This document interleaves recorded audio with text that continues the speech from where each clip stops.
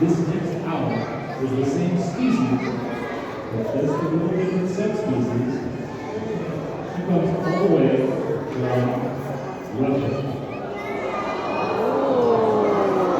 This is Albina. Albina is a Siberian eagle owl.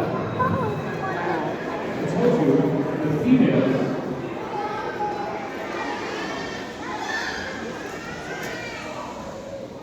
are about a third larger than the males.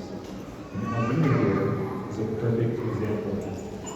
She weighs over 5 pounds, which doesn't sound like much, but for an owl, that's absolutely massive. Now, owls have a really high feather density compared to other birds of a similar size. In fact, a very patient scientist counting every feather on the great horned owl, and he had over 10,000 individual feathers. Now, I really love this example because it shows you just how many feathers there are compared to how much birds watch my game.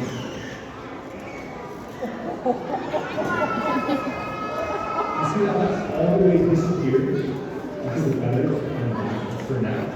Underneath all those feathers, it's a pretty tiny creature. Now, Albina here isn't going to do any flying today because she's in the middle of her molt. You guys know what that is? That's when a bird drops a little feather and grows brand new feathers.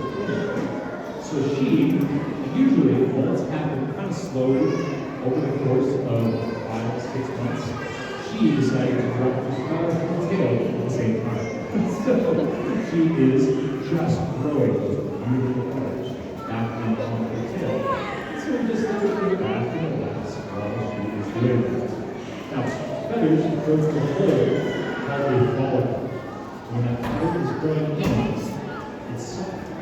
The core of the feather, the shaft, is actually full of blood, and that feeds the feather as it's growing. Once that feather has come all the way through and all the way developed, it pitches off at the end, the blood drains out, and you're left with a beautiful adult feather. Now, Albina here is a perfect example of adaptive camouflage. You guys know what that is? They're the same animal with different colors for different environments. These guys over here. where it's very cold, like snow, all day long. So that beautiful white color helps them blend in. You guys know what owls like to eat? Mice? Yes. What else? Go ahead, shout it out. What else? Rats? Oh yeah, definitely rats. What else? Lemmings? Sure, everyone came along. Now, there's almost no wrong answers for Albina here. These guys like to eat mice, rats, gophers, moles, fish, snakes, lizards, reptiles, other birds, and prey as large as foxes and small deer. So they're extremely powerful, especially with those massive, massive owls. Now, I know we're right about the end of our time. I always like to finish up by telling you guys how you can help protect these modern-day dinosaurs. And we can do that some really simple ways, like practicing 3 R's: reduce, reuse, recycle. Helping keep wild places wild. Keeping your cats indoors. That's a huge one for helping out with prey. And one of the simplest and easiest things that we can all do. Did you hear a bit?